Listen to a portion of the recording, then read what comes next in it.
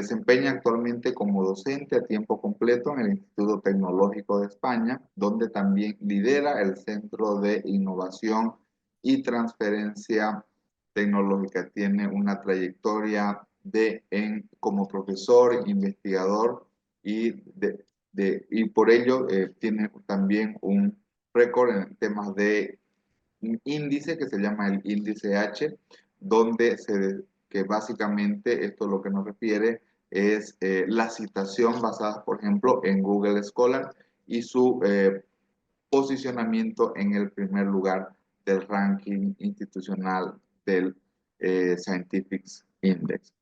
En tal sentido, queremos comenzar nuestra entrevista, nuestra conversación en todo caso, preguntándole a nuestro invitado, doctor Diego, ¿qué es lo que se entiende por educación para el desarrollo sostenible? Y basado en su publicación académica, ¿por qué es importante abordar este tema? Y sin duda alguna, ¿cuál fue la motivación principal que tuvo? Muchas gracias. Nuevamente, para mí es fascinante estar conversando primero de lo que nos gusta, que es la educación, la sostenibilidad. Y como ustedes saben, eh, nosotros en la academia estamos tratando de difundir nuestros resultados de investigación, nuestras investigaciones. Y en este sentido, primero, la inspiración que tuvimos el equipo de investigadores, que aprovecho para enviarles un cordial saludo a todos los coautores, la doctora Araceli Lucio, la doctora Andrea Ramírez del SPOCH, doctor César Guevara de Latinoamérica, doctor Casar del SPOCH también, que fueron los coautores y fueron los que me acompañaron en esta, podría decir, en esta travesía, ¿no? Y empezamos desde lo básico. La educación de desarrollo sostenible es una visión integral que la UNESCO, a través de sus organismos macro, que es la ONU y el PNUD, definieron que el progreso humano, que articula tres dimensiones fundamentales: la económica, la social y la ambiental. Entonces, esta filosofía nace en el primer informe de Brundtland en 1987, que se definió como el desarrollo que satisface las necesidades del presente sin comprometer las capacidades de las futuras generaciones. Entonces, imagínense ya la sostenibilidad después de este informe de Brundtland en el 87, retó a la academia, retó a los gobiernos, a los países, a empezar a preguntarse cómo sería un futuro o cuál sería las capacidades futuras generacionales sin afectar o sin comprometer el medio ambiente. Entonces, empieza ya, desde este año empiezan a conversar, a debatir, a compartir estos temas, y seguido de ello viene un informe muy interesante, que es de la Agenda 2030, sí, saltándome un poquito del 87 al 2015, donde nace la Agenda 2030 y generan 17 Objetivos de Desarrollo Sostenible, en los cuales engloba prácticamente, con un grupo de expertos, por supuesto, las posibles soluciones. Digo posibles porque ya veremos en los informes en el 2030, ¿no? Cómo si solucionaron realmente o no, si funcionó realmente o no la Agenda 2030. Hay algunos comentarios que dicen que ha sido muy ambiciosa esa agenda, y se plantea ya la meta cero para el 2050. Entonces, lo veremos, pero las posibles soluciones que el mundo necesita. En una de esas soluciones, porque hay 17: fin de la pobreza, educación de calidad, salud de calidad, igualdad de género, innovación de empresas, desarrollo, infraestructura, agua marítima, mejora de los ecosistemas, producción sostenible, crecimiento económico humano. Estoy diciendo un poquito en desorden, ¿no? Porque todo esto también tiene un orden. Paz para conseguir los objetivos, y alianzas para conseguir los objetivos. Entonces, estos 17 objetivos, la ONU no le da, como algunos académicos lo dicen y como algunos académicos he escuchado a través de sus entrevistas, de sus publicaciones, que es la pastilla para la solución del mundo. No, no, no. O sea, ahí creo que hay una mala interpretación desde mi punto de vista, porque la ONU a través de todos sus comités, de todas sus convenciones que hicieron en Shanghái, en Bangladesh, en Sao Paulo, espero poder acompañarles a la ONU y a la UNESCO en la nueva, que va a ser en Tokio, y empiezan a analizar posibles soluciones, pero con el objetivo de que todos, si criticamos, criticamos constructivamente para apoyar a conseguir los ODS. En ella está el inicio de la inspiración de nuestra publicación, que es en el ODS número 4, Educación de Calidad. ¿Y qué es lo que dice la ONU o qué es lo que dice el ODS número 4 para la mejora de la calidad de la educación? Y si me permite, mi querido doctor, yo quisiera compartir un grafiquito rápido Claro que eh, sí. que lo Demasiado. preparé. Adelante, por favor. Entonces, gracias. Entonces, ¿qué es lo que me dice básicamente el objetivo de desarrollo sostenible 4? Que debemos nosotros mejorar o pensar cómo la educación mejora en toda su dimensión de calidad, ¿no? Y empezamos a analizar qué es desarrollo sostenible. Yo le podría decir que el desarrollo sostenible empieza primero como un marco estratégico, o sea, es una estrategia, ¿no? La educación para que nuestros estudiantes, nuestros docentes, empiecen ya no a pensar en el hoy, sino en el mañana. ¿Qué le estamos dejando a nuestros hijos, a nuestras generaciones del día de mañana? Entonces, este marco estratégico articula competencias de decisiones sostenibles. Luego se puede alinear con el ODS 4, por supuesto, y el EDS es clave para que las universidades funjan como agentes de cambio. Asimismo, la metodología que utilizamos, la metodología, para no saltarme un poquito la pregunta, pero la metodología también nos inspiró a plantear el tema, porque decíamos, bueno, si vamos a explorar, por eso la primera palabra es clave. Si vamos a explorar cómo la educación universitaria puede prepararse para el desarrollo sostenible, que de hecho yo más adelante quisiera hablar de las preguntas de investigación que tuvimos en este paper, y a la final cómo hicimos el proceso de cribado para que nos resulte estos 50 artículos que analizamos, y estos 50 artículos nos ayudó a contestar las preguntas de investigación, pero explorar fue nuestra primera iniciación desde una perspectiva curiosa, desde una perspectiva de aporte para que la educación piense, o si es que ya lo están pensando, repiensen y puedan ajustar sus actividades macro a nivel del management, a nivel de sus políticas universitarias. Y en el Ecuador especialmente, yo quisiera terminar, ojalá este conversatorio, hablando un poquito de la situación del Ecuador, similar a la de Bolivia, y cómo nuestros pueblos, ¿no? de la región necesitan ese replanteamiento, ¿no? Porque nos hace falta ajustar nuestras políticas para esta educación, para el desarrollo sostenible. Así que así inició, ese fue el inicio, esa fue nuestra inspiración desde ese primer informe, desde cómo la UNESCO está replanteando las actividades, desde las ODS también. Y por supuesto, en mi caso, desde que todos los integrantes del artículo científico, de alguna manera, estamos involucrados en temas de sostenibilidad en nuestras universidades.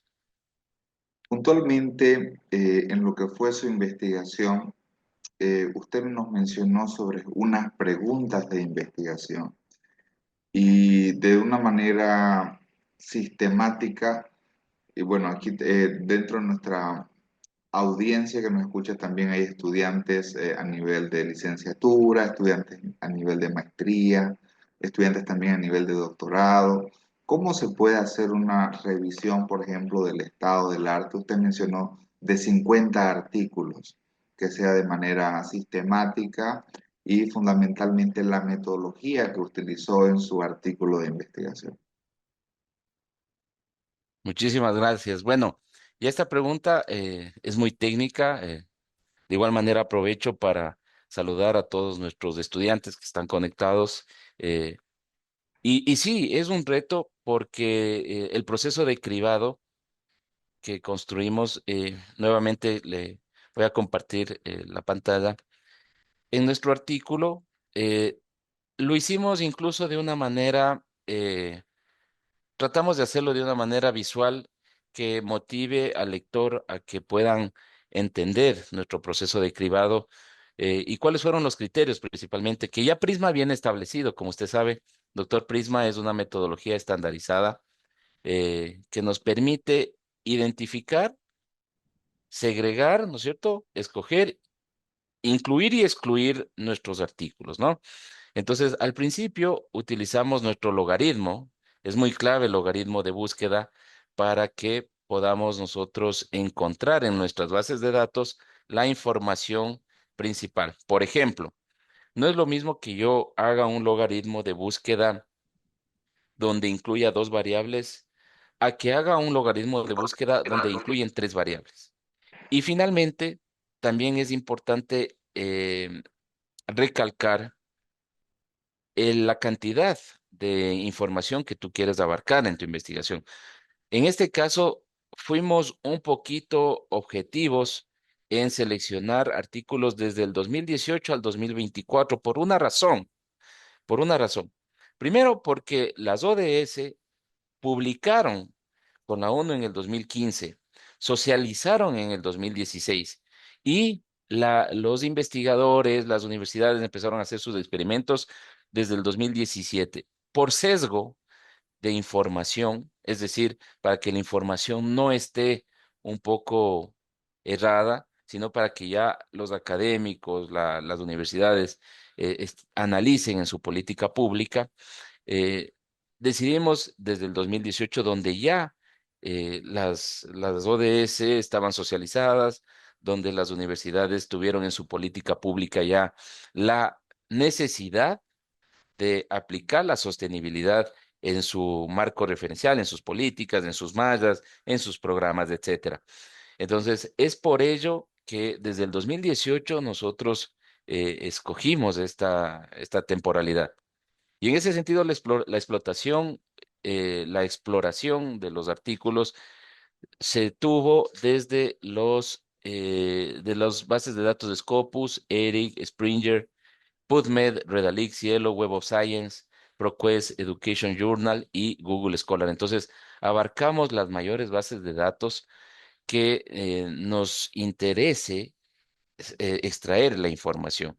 Bueno, como ustedes saben, las mayores bases de datos a nivel mundial es de Scopus y Web of Science, son las dos, pero con mucho cuidado escogimos también algunas otras bases de datos para también alimentar el pensamiento de la región, ¿no? Siempre entendemos bastante la política internacional, que Scopus y Web of Science son los que rigen, pero en nuestra región, como estrategia, incluso en nuestra universidad, en nuestro instituto al que estoy vinculado, estamos también dando fuerza a que las investigaciones de la región sean tomadas en cuenta, ¿no? Porque muchas de las veces cumplir nada más la meta de la publicación de alto impacto nos hace olvidar el pensamiento, la problemática de la región, de nuestros países, y nos mete, imagínate, a veces en problemáticas de otros estados, de otras regiones que tienen probablemente algo de similitud en nuestras problemáticas, pero en contextos totalmente diferentes, ¿no? Tal vez de De hecho, si economías tú te... avanzadas, ¿no? Exactamente.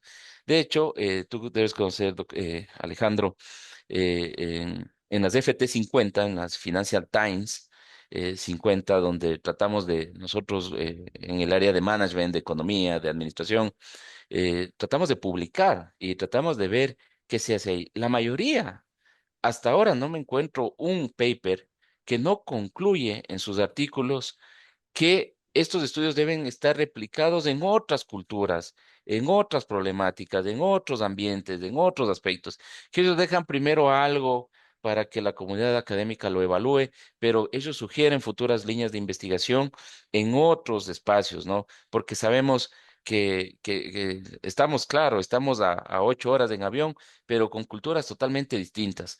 Así que esa es una propuesta, ¿no? Generalmente esta revista es Q1 de MDPI, y muy difícilmente, esto también es algo interesante de esta metodología, muy difícilmente los evaluadores aceptan bases de datos que no sean Scopus y Web of Science. Pero el cribado fue y los artículos fueron tan bien seleccionados que los revisores aceptaron y dijeron que bien, o sea, bueno, aceptamos que en esta revista Q1, que es de alto impacto, podamos analizar algo de Redalí, que es una red de iberoamericana acá en la región, de eh, Cielo. Cielo en Ecuador. Sí, es algo interesante, ¿no? Es muy pocos cubanos vas a ver que tienen también estas fuentes de información. Sin embargo, yo siempre recomiendo a mis amigos que estamos sacando el doctorado. Sin embargo, claro, no, nuestra fuente principal tiene que ser la ciencia dura, la ciencia fuerte, y eso se hace en países del primer mundo. Creo que Latinoamérica tiene un gran reto en ir ajustando los sistemas hacia allá. Entonces, bueno, la búsqueda booleana y los términos lógicos, las palabras claves que entrelazamos, pueden verla en el artículo, ¿no? Ahí está Sustainability Education, Curriculum Integration, Higher Education.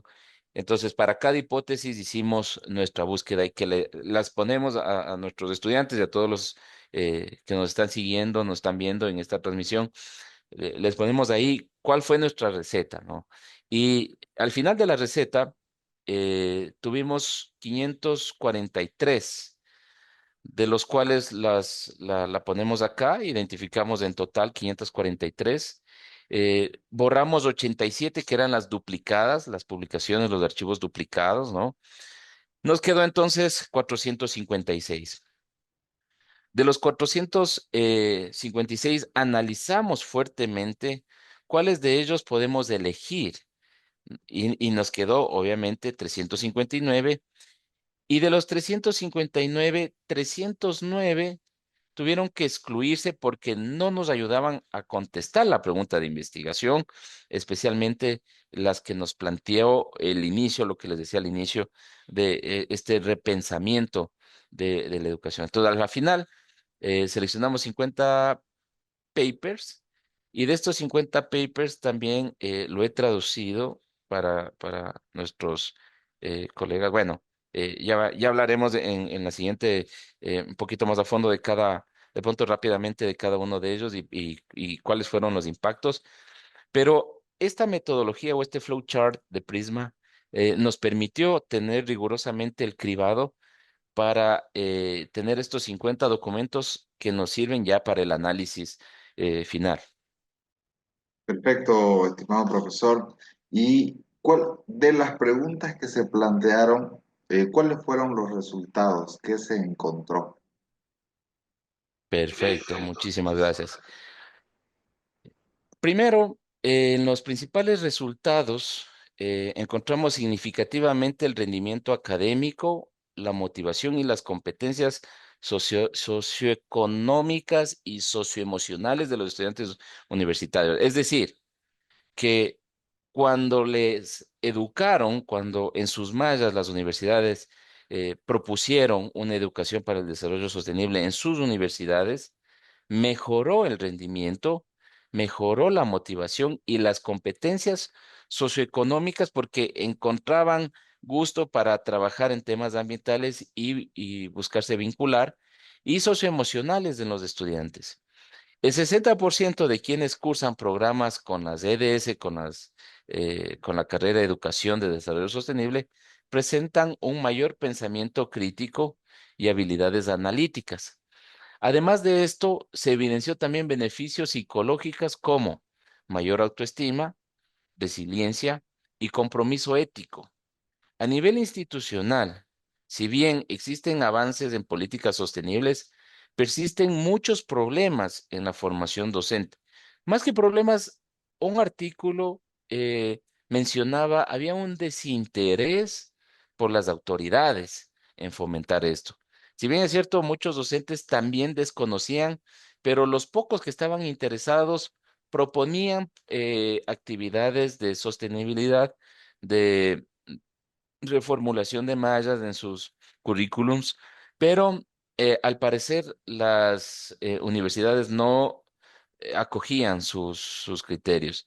Eso fue muy interesante, ¿no? Entonces, finalmente, la mayoría de papers recomendaron potenciar el uso de tecnologías emergentes y metodologías activas para consolidar una cultura universitaria orientada a la sostenibilidad. ¿Y cómo se puede lograr eso? Y es algo que estoy implementando en el instituto donde dirijo el Centro de Innovación con pequeñas acciones.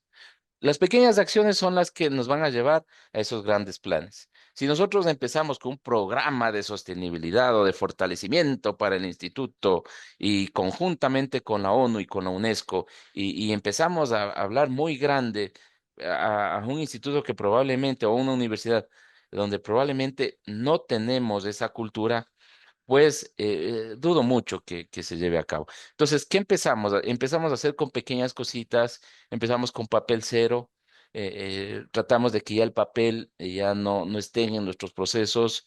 Es bien difícil en una universidad, tú sabes que los procesos son muy documentados por las normas de calidad internacionales que debemos cubrir, muchas de las veces por la acreditación mismo. Este año nosotros acabamos de presentar la acreditación acá en el CASES. Entonces es impresionante la cantidad de documentos que una universidad aquí en el Ecuador tiene que presentar.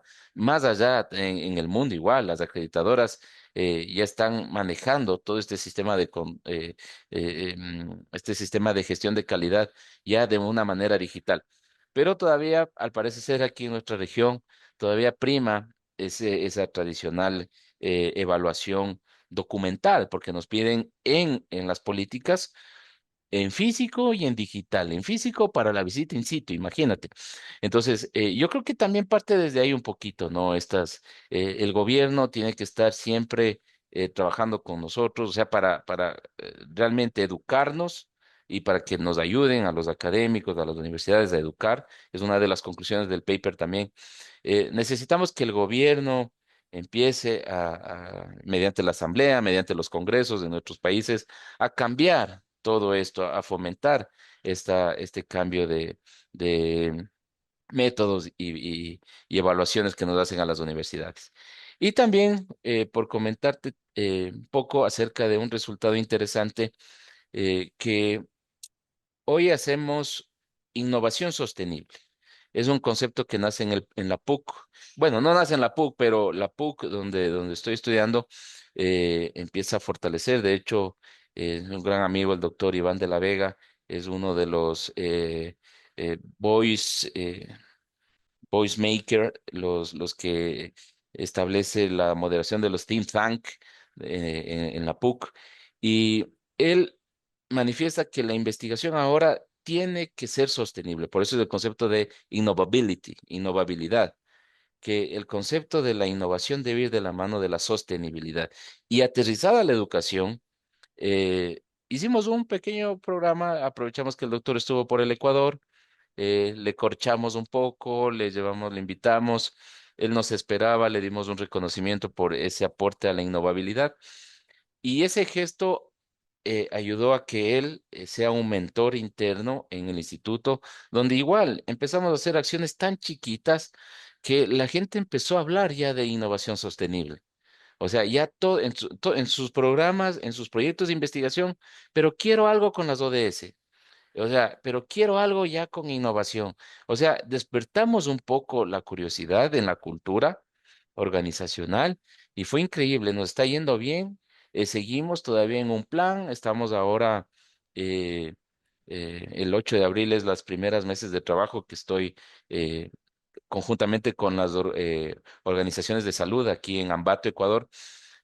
Vamos a hacer un mesas de trabajo para formular retos de innovación y en mayo con nuestros estudiantes vamos a abrir el primer hackathon y bootcamp en el Instituto Tecnológico de España, que es también educación sostenible. educación para el desarrollo sostenible. Cómo nuestros estudiantes tienen que ir de la mano con el empresario, con el profesor, con su docente y también con las autoridades gubernamentales y cómo les unimos a todos esos actores en una mesa, imagínate, donde puedes tomarte un café, donde puedes compartir ideas y donde en 3 días, por eso es bootcamp, en un campamento, nosotros les damos todo el ecosistema a todos los actores que se levanten bien temprano, que piensen en soluciones y puedan generar ideas de innovación.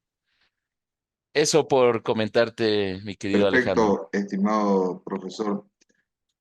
Teníamos muchísimas más preguntas para realizarle, el tiempo realmente nos ha quedado demasiado corto, pero queremos preguntarle cuáles son tomando al Ecuador como un ejemplo de un país latinoamericano, desde la perspectiva y la experiencia en el Ecuador, ¿cuáles son los principales avances que se han tenido las universidades en temas de educación para el desarrollo sostenible, pero cuáles son las principales limitaciones, obstáculos que están frenando que pueda avanzar más la educación para el desarrollo sostenible? Perfecto. Gracias por esa pregunta. Empezar a hablar de nuestros problemas, ¿no? Que con la academia y con personajes como usted, doctor, con su universidad y con Gracias. los académicos de la región lo podemos analizar. Primero, el desafío es la falta de recursos institucionales. Se designan muy pocos recursos a temas de sostenibilidad. Una. Dos, los presupuestos en el Ecuador es del 6% para investigación e innovación. Yo pienso que ese 6% debe aumentarse.